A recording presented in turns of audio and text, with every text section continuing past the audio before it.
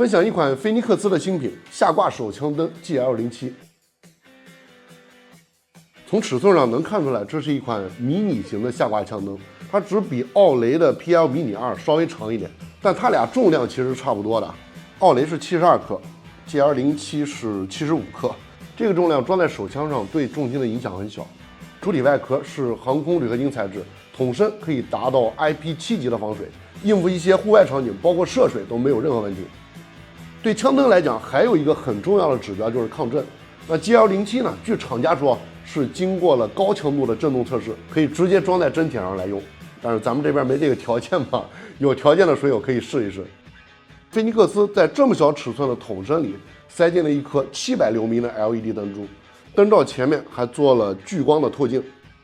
作为枪灯来讲，搜索是它的主要功能，它的光型是以聚光为主，主要的光强都聚焦在中心这个光斑里，聚光的效果还是很不错的。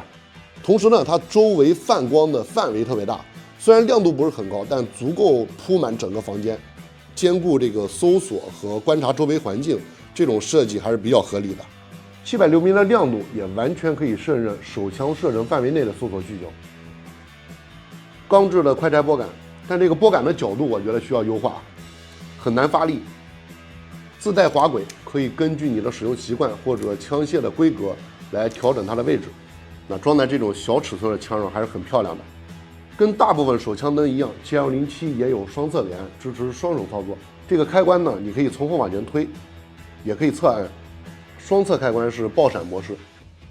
GL07还有一个亮点就是它可更换电池的设计，直接拧灯头装在枪上就能换，非常方便。原厂给了一颗800毫安时的16340电池侧面也可以直接用 Type-C 充电，而且电池仓还可以兼容 CR123A， 应急的情况下，这就是一个非常实用的设计了。但需要注意CR123A 的电压比较低，装这个电池呢就只有180流明的亮度。